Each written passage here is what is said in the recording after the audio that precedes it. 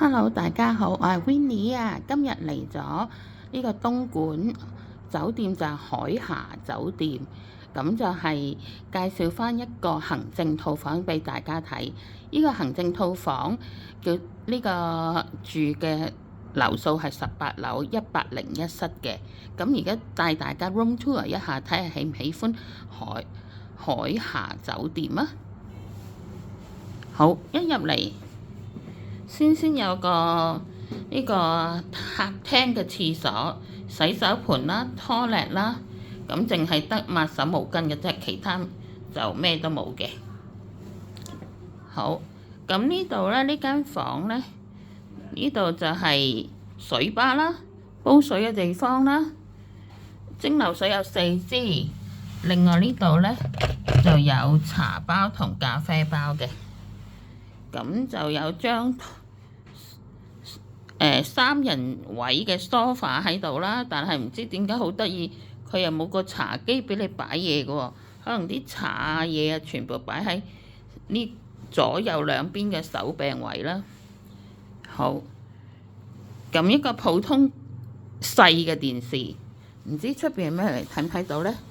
哇，黑掹掹漆黑一片，冇乜特別。好，再介紹埋間房先。好，呢間係大床房嚇，咁房入邊仲有個電視機啦，咁可以喺房睇電視又得，有張書台俾你寫嘢啊，做自己嘅業務啊，咁有張凳啦，就可以坐喺嗰度睇電視啦。另外呢張係大床房嚟嘅。好啦，咁洗手間啦，好。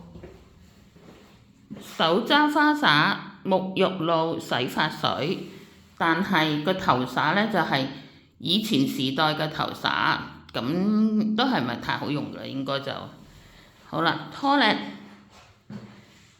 另外洗手盆，應有嘅用品都有。好啦，咁佢有個浴缸俾你浸浴嘅。咁呢間酒店呢，都比較舊啲，所以佢連頭灑都冇嘅。好啦，咁呢個行政套房呢，喺閒日嘅價錢呢就好平嘅啫。呢個房就係488蚊。咁如果喜歡過嚟住套房嘅朋友，又覺得400幾蚊唔係太貴嘅，就可以租啦，係 TripBooking 度訂啦。不過酒店價格有升有跌，希望大家喜歡我嘅介紹，希望 share 多啲俾朋友，share 多啲俾朋友，撳訂閱多啲，撳鐘仔多啲，咁 Winnie 就介紹多啲唔同嘅酒店俾你㗎啦。咁希望你哋喜歡我嘅介紹，多謝，拜拜。